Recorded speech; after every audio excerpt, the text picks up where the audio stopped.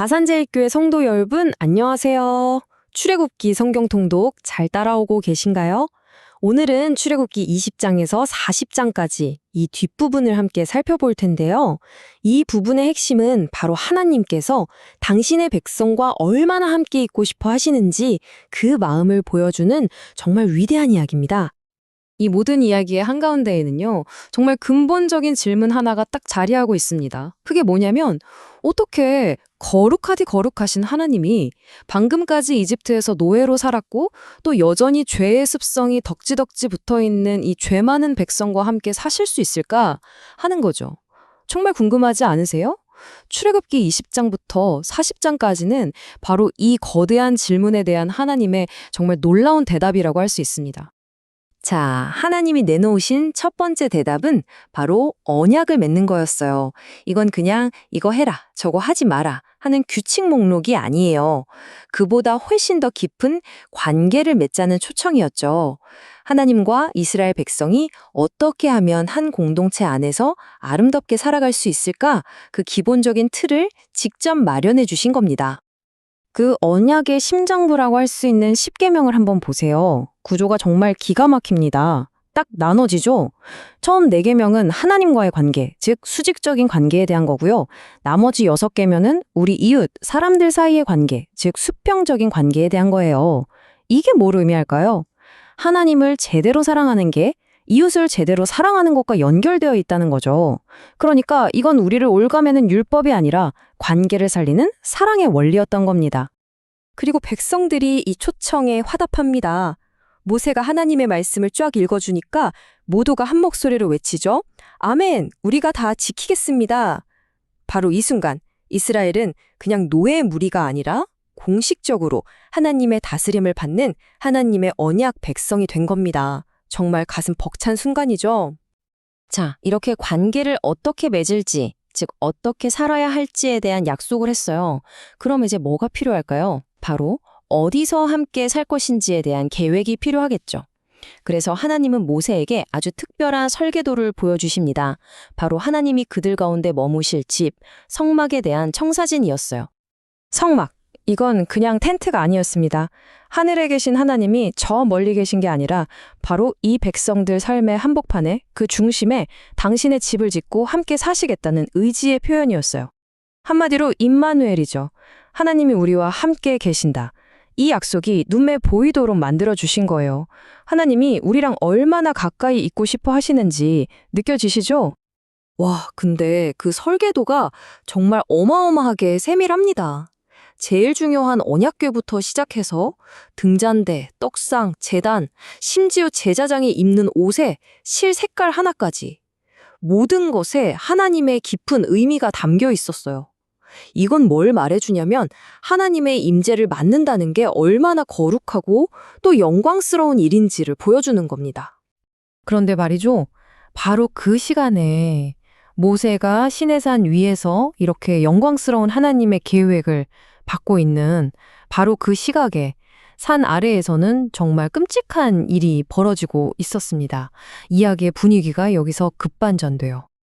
모세가 좀 늦게 내려온다고 그새를 못 참고 백성들이 아론을 닥달해서 금송아지를 만들어 버립니다. 그러고는 뭐라고 외치냐면 이게 우리를 이집트에서 구해낸 신이다 라고 선포하죠. 와, 이건 방금 전에 맺은 언약, 특히 나 외에 다른 신을 섬기지 말라는 첫 번째 계명을 그냥 정면으로 박살내버린 끔찍한 배신 행위였습니다. 결국 다 지키겠습니다라고 맹세했던 그 언약은 시작하자마자 깨져버렸어요. 백성들의 이 죄가 거룩하신 하나님과 그들 사이에 도저히 건널 수 없는 깊고 어두운 틈을 만들어버린 거죠. 이제 모든 게 끝난 걸까요? 이 깨진 관계는 회복이 가능하기나 한 걸까요? 그런데 정말 놀랍게도 이 이야기는 여기서 실패로 끝나지 않습니다. 하나님은 포기하지 않으세요.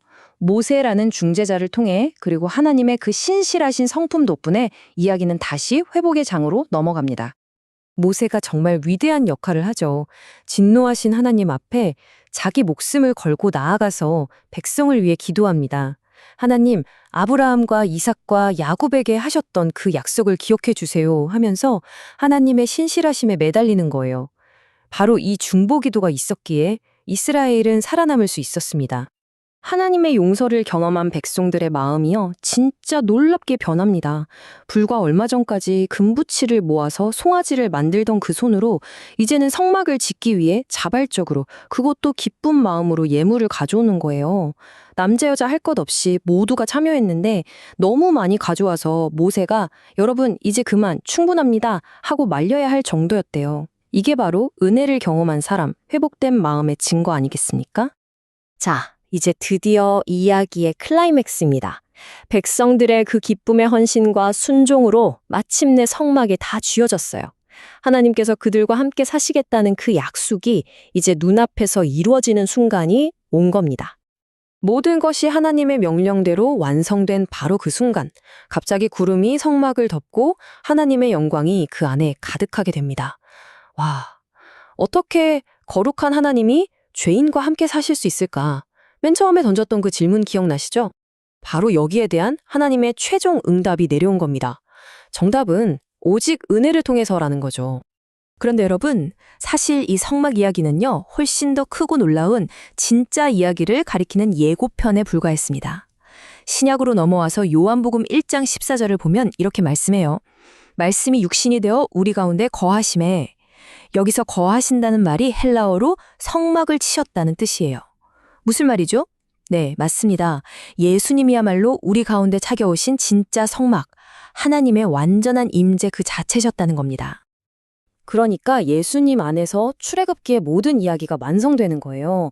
예수님이 진짜 상막이시고 흠없는 대제사장이시며 영원하고 단 한 번뿐인 희생제물이 되어주셨습니다. 그래서 이젠 어떻게 됐죠? 놀랍게도 예수님을 믿는 바로 우리 한 사람 한 사람이 성령님이 거하시는 하나님의 성전이 된 것입니다. 그러니까 이 출애굽기 이야기는 그냥 옛날 이야기가 아니라 바로 오늘 저와 여러분의 이야기로 이어지는 겁니다. 이제 성전은 건물이 아니라 바로 우리 자신이 되었으니까요. 그렇다면 마지막 질문은 이것입니다. 하나님의 성전인 나는 오늘 내 삶을 통해 어떻게 하나님의 함께하심을 누리고 있고 또 어떻게 그분의 살아계심을 세상에 보여주고 있는가? 이번 주 출애굽기를 쭉 읽으시면서 이 질문을 가슴에 품고 깊이 묵상해 보시면 정말 큰 은혜가 있을 줄 믿습니다.